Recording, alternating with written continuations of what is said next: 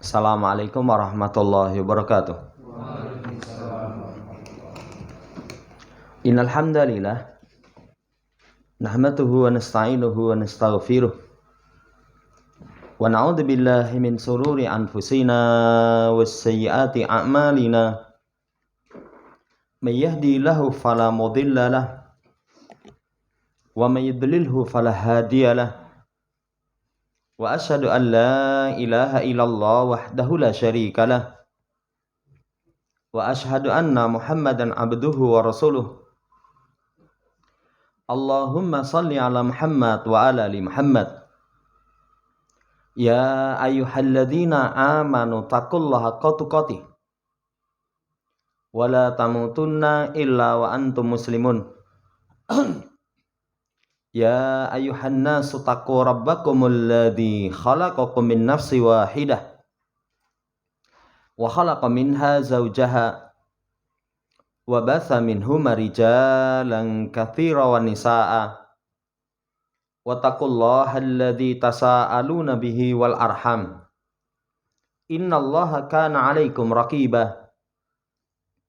Ya ayyuhalladzina amanu taqullaha wa qulu qawlan sadida yuslih lakum a'malakum wa yaghfir lakum dhunubakum wa may yuti'illaha wa rasulahu faqad faza fawzan 'azima.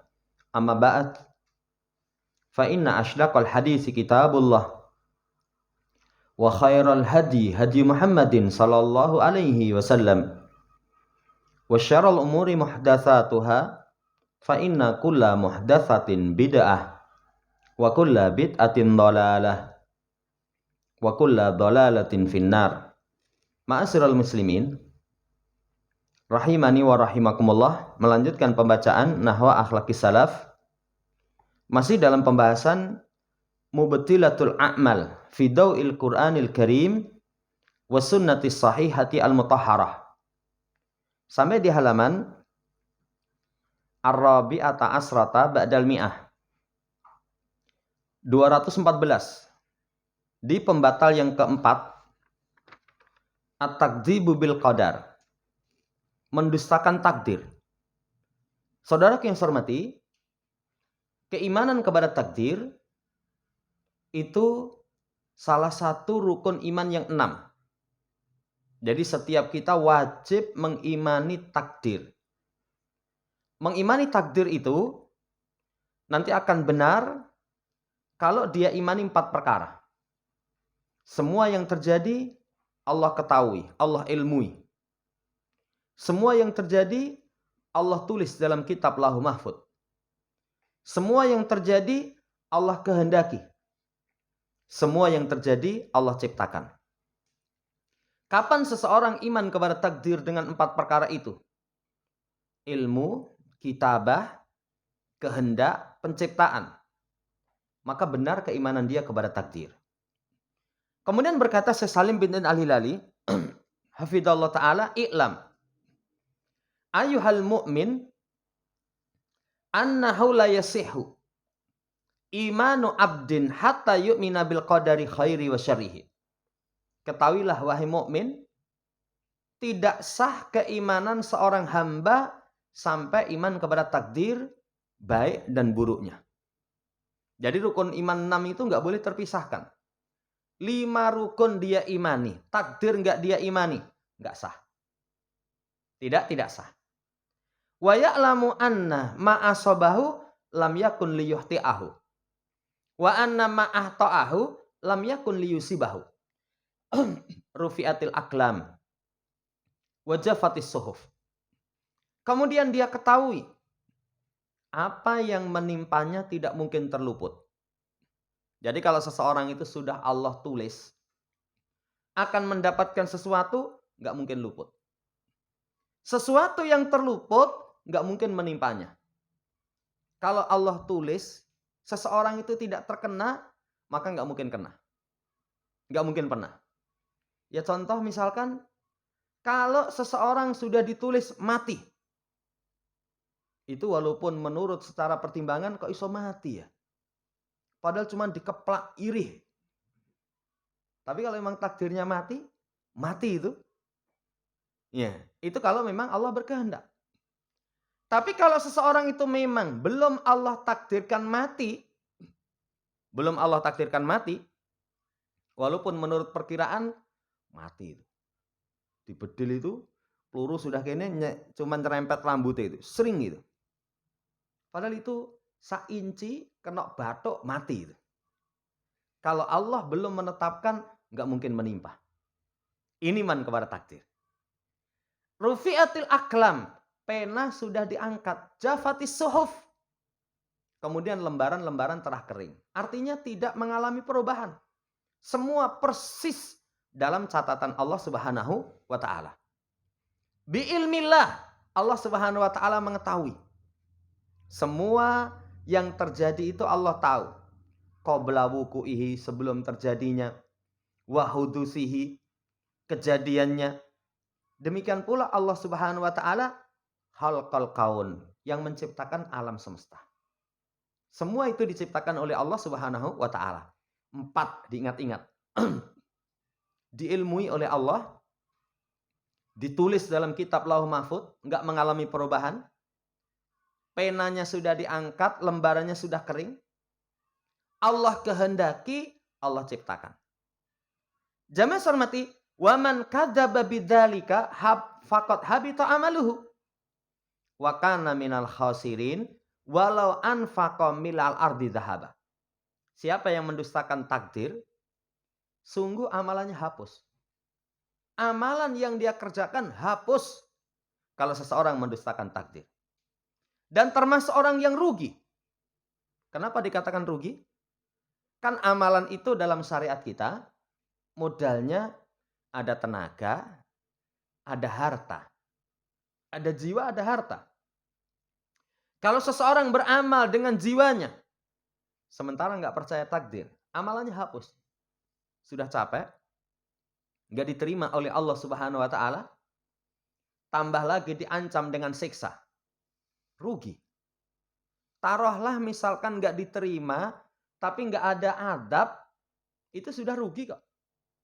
Apalagi sudah capek beramal, nggak diterima, tambah lagi mendapatkan dosa di sisi Allah Subhanahu wa taala. Apalagi kalau itu misalkan amalannya itu infak. Kata penulis, walaupun dia berinfak sepenuh bumi emas. Sepenuh bumi ya? Sepenuh bumi emas. Infak sepenuh bumi emas. Apa ada orang mampu? Berat itu. Ya, walaupun kalau mungkin nominal, 1 miliar itu wis akeh. Tadi malam itu ketemu jamaah cerita. Sana itu kemarin infaknya ke sana itu 1 M ditutup bleng. 1 orang itu kita sudah anggap wah Masya Allah. 1 M ya. Ya, 1 M. Sana itu katanya infak di bagian sana itu semuanya ditutup bleng. Saudara yang saya hormati, tapi apa bisa? Misalkan diwujudkan emas sepenuh bumi emas. Nah, ini nggak sembarangan ini. Artinya infak yang demikian besar, kalau seorang nggak iman kepada takdir, infaknya itu tidak akan diterima oleh Allah Subhanahu wa taala. Dibawakan dalil sekarang. Salah satu. La yakbalullahu minhum sarfa wala adla. Akun wa mannan wa mukadzibu bil qadar. Ada 3 golongan yang Allah tidak terima dari mereka alasan apapun. Pertama, orang yang durhaka. Orang durhaka kepada Allah, kepada kedua orang tua, dosanya di sisi Allah, Allah nggak memberikan alasan apapun, udzur apapun. Wong tuaku galak, nggak ada udzur. Yang kedua, manan, sudah kita bahas, mengungkit pemberian. Yang ketiganya, mendustakan takdir. Tidak beriman kepada takdir. Tidak mempercayai 4 tadi. Allah nggak tahu. Kan kayak orang dari sekte yang menyimpang masalah takdir itu, Allah tidak mengetahui apa yang terjadi di alam semesta kecuali setelah terjadi. Itu berarti menyerupakan Allah dengan makhluk. Kan kita begitu, tahu sesuatu itu setelah terjadi. Oh, takdire nanti tanggal sekian terjadi gempa besar, Itu setelah terjadi. Sebelum terjadi, kalau di tempat kita diperkirakan. Diperkirakan. Cuman diperkirakan. Tapi memastikan nggak bisa. Keyakinan Allah tidak mengetahui itu mendustakan takdir. Tidak ditulis. Tidak ditulis dalam kitab Lauh Mahfuz. Kemudian tidak Allah kehendaki. Mosok perkara jelek Allah kehendaki? Kan setiap yang Allah kehendaki belum tentu Allah cintai. Kalau Allah cintai, belum tentu nanti terjadi. Saudara yang saya hormati, tidak akan diterima di sisi Allah Subhanahu wa taala. Kemudian dibawakan riwayatnya Zaid bin Thabit. Kemudian Ubay bin Ka'ab, Abdullah bin Mas'ud, Hudzaifah bin Yaman radhiyallahu anhum, anna Rasulullah sallallahu alaihi wasallam qala. Perhatikan. Yang meriwayatkan 1 Zaid bin Thabit, 2 Ubay bin Ka'ab, 3 Abdullah bin Mas'ud, 4 Hudzaifah bin Yaman. Ulama dari kalangan sahabat. Lau annallaha adzaba ahla samawatihi wa ahla ardihi adabahum wa wa ghairu dhalim lahum. Kalau semisal Allah mengadab penduduk langit, penduduk bumi, maka adab Allah kepada mereka, jadi Allah mengadab mereka, itu Allah enggak dolim kepada mereka. Allah tidak dolim kepada mereka. Kenapa? Allah penguasa alam semesta. Pencipta kita. Apa yang Allah lakukan nanti akan diterangkan, enggak ditanya. Ya Allah, kenapa? Kenapa? Ya enggak ditanya. Kenapa ya Allah esuk-esuk wisudan? Enggak ditanya. Karena Allah penguasa alam semesta. Walau rahimahum kanat rahmatuhu khairan min a'malihim. Kalau misalkan Allah merahmati mereka, maka rahmat Allah itu kebaikan dari amalan-amalan mereka. Walau anfaqta misla walau anfaqta walau anfaqat misla uhudin dahaban fi sabilillah maqabilahullahu hatta tu'mina bil qadari. Walau anfaqta, kalau kamu berinfak semisal Uhud, misla uhudin dahaban. Semisal gunung Uhud emas di jalan Allah. Saya pernah sampaikan, gunung Uhud itu kalau tempat kita bukit. Bukit. Infak sebesar bukit Uhud emas. Wah, Masya Allah ya, bukan tanah. Kalau tanah mungkin regane piro di pegunungan, mungkin murah ya. Tapi emas. Di jalan Allah Subhanahu wa taala, maqabilahullahu hatta tu'mina bil qadar. Allah enggak akan terima sampai kamu beriman kepada takdir. Keimanan kepada takdir itu wa ta'lamu anna ma asabaka lam yakun liyuhti'aka. Kamu tahu apa yang menimpamu enggak mungkin luput, itu iman kepada takdir. Iman kepada takdir. Kamu tahu ma'ah ta'aka lam yakun liyusibaka. Apa yang terluput darimu enggak akan menimpamu. Itu iman kepada takdir. Dari situ kalau orang saudaraku yang saya hormati mengimani 2 kalimat ini saja coba. Yang menimpa enggak mungkin luput, yang luput enggak mungkin menimpa. Itu mengantarkan seseorang tenang itu. Kalau terkena satu perkara, tenang. Duh, keneng, mbok mau ngerti orang mangkat. Ya, enggak mangkat. Enggak mungkin berkata seperti itu. Kalau Allah tetapkan seseorang kena, enggak mungkin luput. Enggak mungkin luput. Enggak mungkin dia mengatakan jikalau sekiranya. Kemarin ada orang ngopi, ya, cemilane duren. Wetenge loro gitu. Wetenge loro. Koncone komentar, "Makane mangan durennya aja-aja." Yeah. Mangan duren aja-aja. Ketika sakit misalkan dia sudah mengetahui ini ketetapan Allah. Enggak mungkin itu ya berucap, "Mbok mau pesen es teh, mangan itu bukan duren misalkan apa? Talok." Saudara yang saya hormati, kalau sudah Allah tetapkan, enggak mungkin luput. Tapi kalau sesuatu terluput, enggak mungkin menimpa. Kalau seseorang meyakini 2 kalimat ini, tenang kalau mendapatkan musibah. Kalau mendapatkan kenikmatan, dia nggak akan sombong, bangga diri. Wah, keberhasilan saya. Ora mas, kuwi wis ditulis dalam kitab Lauh Mahfud. Sudah ditulis dalam kitab Lauh Mahfud. Nggak akan bangga diri. Tapi dia memuji Allah Subhanahu wa taala. Hada min fadli Rabbi. Melahirkan keberanian. Kendel menu para wedi mati. Mas, peluru itu sudah ada namanya. Cus, itu kena kepada si fulan, wis dijenengi. Kalau tidak mengenai, walaupun sering, wah, tribane mau peluru toh. Wah, misalnya meleset 2 inci kena bathuk, habis sudah riwayatku. Saudara yang saya hormati, melahirkan sifat keberanian. Walau mitta ala ghairi hada ladahaltan narah. Kata Nabi, kalau kamu mati tidak di atas keyakinan ini, sungguh kamu masuk neraka. Sungguh kamu masuk neraka. Hadis ini menunjukkan kepada kita, kalau hamba mendapatkan adab, Allah nggak dolim. Tapi hamba itu sendiri yang mendolimi diri mereka sendiri. Kalau hamba mendapatkan rahmat, itu kebaikan dari Allah Subhanahu wa taala. Salah satunya hamba mau berikhtiar.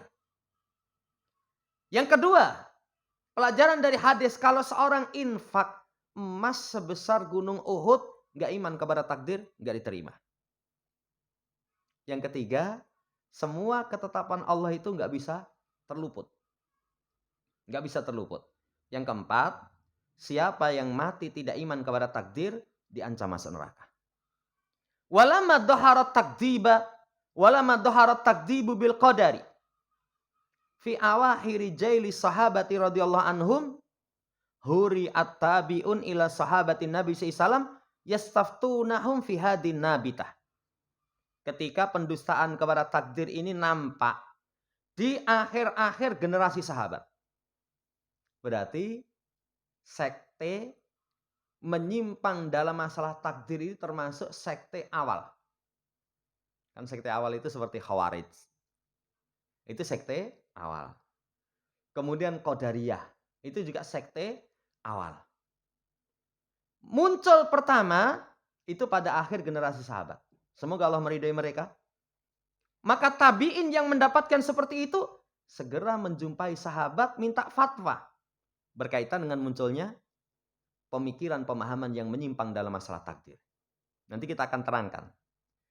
Jadi kalau ada fitnah di negeri kita, itu rujukkan kepada para ulama. Rujukkan kepada para ulama. Walaupun kita mengingkari. Kita salah. Sik Mas. Ya, jangan langsung ambil keputusan. Tanya kepada yang lebih tua. Nih, Ustadz, di tempat kami itu ada kayak gini itu. Menurut kami nggak pas itu. Gimana coba? Ini tabi'in, teladan dari tabi'in. Teladan dari tabi'in. Fakana faslul khitab fi hadisi Umar bin Khattab. Adapun berkaitan dengan pembahasan itu, jawabannya dalam hadis Umar bin Khattab. Diriwayatkan dari Yahya bin Ma'mar. Semoga Allah merahmatinya. Kana awalu man qala fil qadar bil Basrah Ma'bad al-Juhani. Pertama yang berbicara tentang masalah takdir di Basrah itu Ma'bad al-Juhani. Pertama kali. Kemudian fantalaktu ana wa Humaid bin Abdurrahman al-Humairi hajaini au mu'tamaraini. Maka aku, kata Yahya bin Ma'mar, dan Humaid bin Abdurrahman al-Humairi melaksanakan haji atau melaksanakan umroh. Pergi haji atau umroh.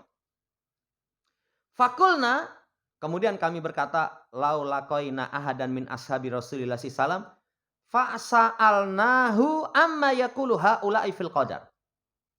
Kalau sekiranya nanti kita berjumpa salah seorang dari sahabat Rasul, maka nanti kita tanya ya, tentang apa yang mereka ini ucapkan dalam masalah takdir. Kita konsultasikan, minta fatwa. Ya, pemikiran mereka itu seperti apa? Bagaimana sikap kita? Sikap kita. Kemudian fawafaqallana Abdullah ibn Umar bin Khattab dahilal masjidah. Maka ketika itu kami berpapasan dengan Abdullah bin Umar Ibnu Khattab ketika hendak masuk masjid. Kemudian faktanaftuhu ana wasahibi. Kemudian aku di samping kanan dan samping kiri dari Abdullah bin Umar. Jadi diapit. Ketika hendak masuk masjid diapit samping kanan samping kiri. Fadonantu anna sahibi sayakilul kalama ilayya. Maka aku mengira temanku itu mewakilkan pembicaraan kepadaku. Jadi menurut persangkaan Yahya bin Ma'mar, temannya Humaid bin Abdurrahman al-Humairi ini mewakilkan pembicaraan kue sing ngomong. Itu dalam persangkaan Yahya bin Ma'mar. Kemudian aku pun berkata, ya Aba Abdurrahman, innahu dhahara kibalana nasun yaqra'unal Qur'an wa yatakafaruna al-ilma wa dzakara min sya'nihim wa annahum yas'amuna annahu laqadara wa anal amra unufun. Wahai Abu Abdurrahman, memanggil dengan panggilan kunyah. Nampak di sisi kami manusia yang membaca Quran. Yang membaca Quran berarti bukan sembarangan. Orang yang memang kelihatan sebagai ahli ilmu. Kemudian mengikuti jejaknya ilmu. Jadi orang yang jamaah yang hormati itu juga perhatian kepada ilmu. Disebutkan perkaranya, tapi mereka punya anggapan, nggak ada takdir. Nggak ada takdir. Wa anal amra unuf. Keyakinannya perkara itu baru terjadi. Jadi kalau terjadi Allah baru tahu. Menuduh Allah tidak mengetahui satu perkara yang di muka bumi kecuali setelah terjadi. Berarti kan menyamakan dengan makhluk. Menyamakan dengan makhluk. Wah, ini pemikiran yang kufur. Lihat bagaimana jawaban Abdullah bin Umar, in laqaita ulaika fa'ahbirhum anni bari'um minhum wa annahum bara'um minni. Kalau kamu jumpai mereka, kabarkan kepada mereka, aku berlepas diri dari mereka. Ramelu cawe-cawe aku. Ya. Sampaikan kepada mereka aku berlepas diri dari mereka, mereka pun berlepas diri dariku. Enggak ada hubungannya denganku. Lepas tangan aku. Kata Abdullah bin Umar. Kemudian beliau walladhi yahlifu bi Abdullah ibn Umar. Demi yang bersumpah dengannya Abdullah bin Umar. Demi Allah. Lau anna li ahadihim mithla Uhudin dahaban. Kalau salah seorang dari mereka itu memiliki emas sebesar gunung Uhud. Fa'anfaqahu maqabilallahu minhu hatta yu'minu bil qadar. Hatta yu'mina bil qadar. Kemudian mereka infakkan, Allah nggak akan terima. Sampai dia iman kepada takdir. Lihat ucapan Abdullah bin Umar ini persis seperti ucapan Nabi SAW. Ya, di hadis sahih riwayat Imam Abu Dawud yang tadi sudah kita baca. Menunjukkan Abdullah bin Umar ini sangat kuat keteladanannya kepada Rasulullah SAW. Allah nggak akan terima. Kemudian beliau berkata, hadasani abi, telah menyampaikan kepadaku bapakku, mewariskan ilmu, Umar bin Khattab. Wasaqa hadis Jibril at-tawil. Kemudian beliau membawakan hadis Jibril yang panjang tentang Islam, iman, ihsan, tanda kiamat. Nanti kalau di hadis Arba'in, di hadis yang kedua. Dikenal dengan hadis Jibril. Saudara yang saya hormati, syahid dari hadis ini, kalau seseorang tidak iman kepada takdir, walaupun dia infak sebesar gunung Uhud emas, Allah nggak akan terima.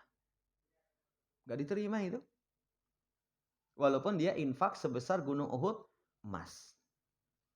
Ini wallahu ta'ala alam syahid dari hadis ini. Nah, hadis ini itu kalau diperluas pembahasannya, itu terdapat faedah yang luar biasa. Nanti diterangkan oleh Syekh Abdul Muhsin Al-Abbad berkaitan tentang faedah dari penriwayatan hadis Jibril. Jadi dari periwayatan hadis Jibril itu pun sudah memberikan kepada kita faedah. Apa faedahnya? Bid'ah berkaitan dengan menolak takdir itu sudah nampak di Basrah. Pada masa sahabat, pada masa Ibnu Umar. pada masa Ibnu Umar. Ini menunjukkan penafian kepada takdir, mengingkari takdir itu termasuk sekte menyimpang yang sangat tua. Kan di masa sahabat sudah muncul. Ini pelajaran yang pertama. Jadi nggak usah heran kalau sekarang ada, wis rasa percaya karo ngono kuwi. Ya, Allah itu tahu kalau sudah terjadi, waliyadzubillah. Itu ternyata seperti itu sudah muncul di masa para sahabat. Pelajaran yang kedua, kembalinya tabi'in kepada sahabat mengetahui hukum dalam perkara yang samar, akidah atau selainnya. Lah ini saudaraku yang saya hormati, wajib kepada setiap muslim itu untuk mengembalikan urusan agama kepada ahli ilmu. Untuk mengembalikan urusan agama kepada ahli ilmu. Tabi'in itu tahu ini mungkar, tapi nggak langsung putuskan itu. Nggak langsung putuskan. Lalu tanya dulu kepada sahabat, kepada senior. Makanya kita juga begitu. Kalau ada masalah berkaitan dengan perkara-perkara agama, konsultasikan kepada yang lebih alim. Kadang menurut kita benar, belum tentu nanti pas. Belum tentu nanti pas. Dikonsultasikan dengan para ulama. Makanya ciri Ahlussunnah itu ittisal bil ulama, terus berhubungan dengan ulama. Ya, sepanjang zaman. Ulama yang hidup terus dijadikan sebagai pembimbing, pengarah dalam perkara-perkara syariat. Dan ini yang membedakan Ahlussunnah dengan selain Ahlussunnah. Coba kalau selain Ahlussunnah, mereka mengatakan juga kami mengikuti salaf. Saya tanya, siapa ulama yang bersama kalian? Nggak ada itu. Kadang mereka langsung merujuk tapi tanpa dibimbing oleh ulama yang sejaman dengan itu. Ini pelajaran yang kedua.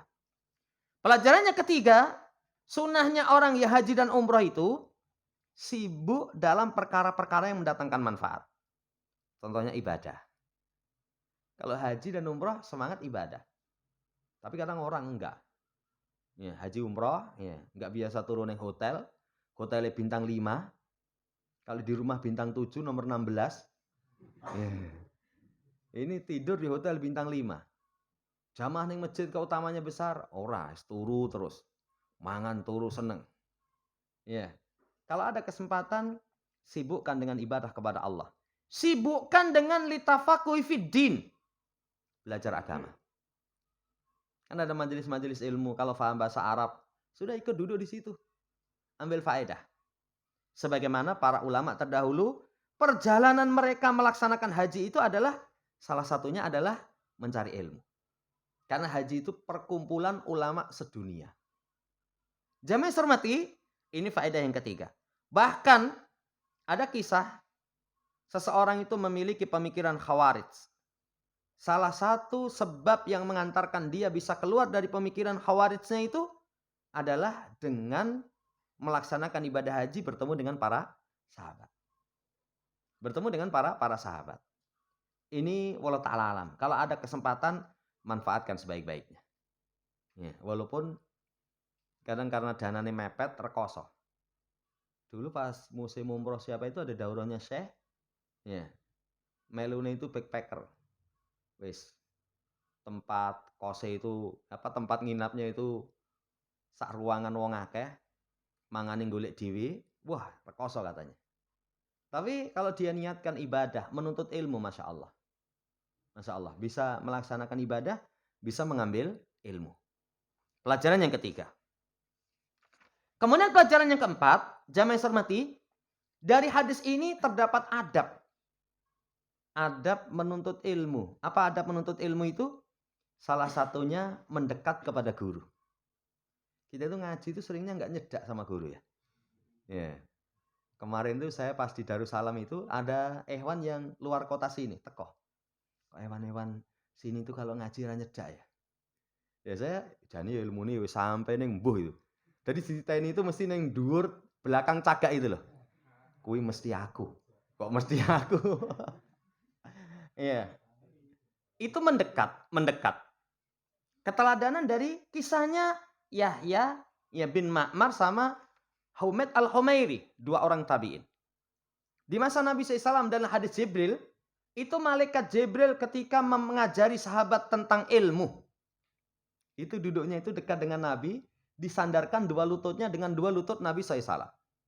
Cerdak. Tapi kalau kita ngaji, cari tempat yang nyaman. Sandaran-sandaran selain Allah ya. Yes. Golek tembok, kipasan, ya, wis pokoke ya, tempat yang nyaman, duduk tenang. Ya, keturun paling.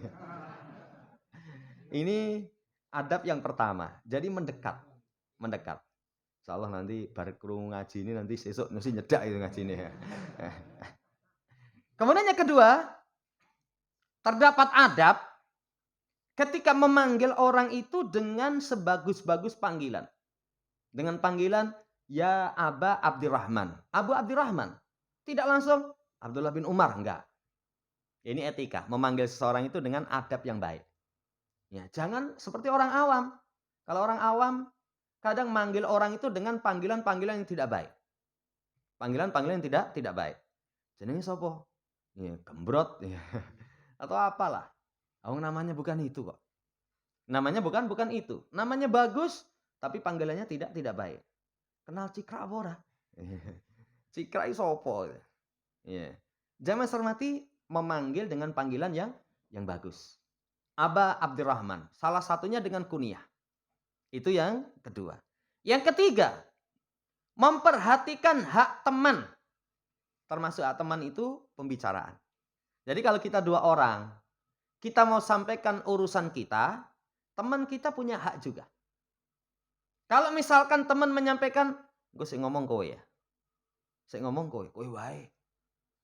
Ya berarti terserah. Tapi kalau misalkan tidak, nanti yang ngomong sudah dipastikan dia, kita rampas, nggak boleh. Jadi memperhatikan hak teman. Hak teman diperhatikan, ini merupakan adab dalam Islam. Merupakan adab dalam Islam. Ya namanya hak teman itu banyak sekali. Tapi kadang kalau orang nggak peka, ya haknya teman nggak diperhatikan. Makan bareng, ngarepe itu lawe sing enak-enak. Nggon ngarepe koncone itu cuman lalapan karo sambel. Alhamdulillah posisi yang nikmat ini. Ngarepku lawuh tok gitu. Kalau dia peka, itu diputer. Mas, sambelnya puter ini. Dijolke gitu. Jangan karemu makanya sumbene lingguh golek sing posisi sing strategis gitu. Hak teman itu diperhatikan. Jamaah hormati demikian. Kemudian pelajaran yang kelima, meminta fatwa mengambil ilmu itu tidak hanya ketika di majelis. Sambil berjalan tanya bisa. Naik mobil bisa. Banyak yang guru-guru kita itu pernah jadi sopirnya ulama. Itu ketika nyopiri konsultasi. Wah, Masya Allah. Padahal keistimewaan saudaraku yang hormati kalau kita tanya secara pribadi itu kadang jawaban-jawaban yang tidak layak disampaikan di muka umum disampaikan. Karena ada perkara-perkara ini kalau di muka umum jangan disampaikan ini. Nanti kurang hikmah. Nah ini mengambil ilmu minta fatwa itu tidak harus di majelis ilmu. Seperti kisahnya dua tabi'in tadi. Tanyanya kepada Ibnu Umar ketika hendak masuk masjid sambil jalan diapit kiri kanan. Tanya, ini pelajaran yang kelima. Pelajaran yang keenam, jawaban Ibnu Umar itu memberikan kepada kita penjelasan bahayanya bid'ah penolakan kepada takdir. Pemikiran bid'ah itu sudah bahaya, apalagi penolakan kepada takdir, mengingkari takdir itu sangat berbahaya. Ini pelajaran yang keenam. Pelajaran yang ketujuh, jamaah hormati, keimanan kepada takdir itu cakupannya 4 tadi sudah kita sampaikan. Ilmu, tulisan, kehendak, penciptaan. Ilmu, tulisan, kehendak, penciptaan. Itu faedah yang ketujuh. Faedah yang ke-8, syaitan dalam menyesatkan anak Adam itu lewat 2 jalan. Lewat 2 jalan. Kalau orang dari sisi ketaatan kurang, itu syahwat yang dikipasi. Syahwat itu keinginan-keinginan kepada perkara-perkara yang itu merupakan tabiat, tapi tanpa pikir panjang. Pengen nyolong. Pengen zina. Pengen ngapusi. Itu kalau seseorang dari sisi kurang ketaatannya, sisi itu yang dimasuki. Tapi kalau orang yang sudah semangat taat, jalan yang dimasuki syaitan itu dimasukkan syubhat. Kerancuan dalam perkara ilmu agama. Itu kalau sudah semangat ibadah. Makanya seseorang itu akan selamat dari godaan syaitan dengan dua. Sabar, yang keduanya punya ilmu dan keyakinan. Kesabaran, syahwatnya dia akan bisa padamkan. Sabar, urung wayai. Ya, itu akan bisa mengantarkan dia selamat dari syahwat. Kemudian ilmu dan keyakinan itu mengantarkan dia selamat dari subuhat. Pelajaran yang ke-9, seorang yang memberikan fatwa itu menyebutkan hukum dan dalilnya. Ibnu Umar menyebutkan, ya, siapa, sampaikan, Ibnu Umar berlepas diri dari mereka, mereka berlepas diri dariku. Kalau mereka infak sebesar gunung Uhud emas, Allah nggak akan terima. Dibawakan dalil. Pembawaan dalil ketika seseorang dimintai fatwa, itu memantapkan orang yang bertanya. Tapi kalau hanya sekedar jawaban raoleh, ini gimana hukumnya? Haram. Dalil inti. Wis rasa takut dalil. Jane piye itu? Ya, jane piye. Ya. Saudara yang saya hormati, tapi kalau dibawakan dalil, mantap. Mantap. Lah ini keteladanan dari Ibnu Umar, memberikan jawaban disertai dengan dalil. Faedah yang ke-9. Faedah yang terakhir yang ke-10. Hadis ini termasuk kelebihan Imam Muslim. Imam Muslim itu kalau membawakan riwayat sempurna. Sampai proses periwayatan sempurna. Ya, tapi kalau Imam Bukhari itu hadis itu dipetil-petil. Ya, nanti sebagian mengatakan kelebihan Imam Bukhari, hadis itu diputus-putus, nanti faedah-faedahnya dirinci. Tapi kalau Imam Muslim komplit. Itu kelebihan masing-masing. Kelebihan masing-masing. Wallahu ta'ala alam, 10 faedah berkaitan dengan hadis yang dibawakan tentang pendustaan kepada takdir. Insya Allah pertemuan seterusnya nanti masuk dalam pembatal amal itu meninggalkan sholat asar. Demikian, semoga Allah Subhanahu wa taala sempurnakan keimanan kita sehingga menjadi orang yang mukmin dengan kesempurnaan iman, beruntung fid dunya wal akhirah. Allahumma amin. Subhanakallahumma rabbana bihamdika, asyhadu alla ilaha illa anta, astaghfiruka wa atubu ilaik. Assalamualaikum warahmatullahi wabarakatuh.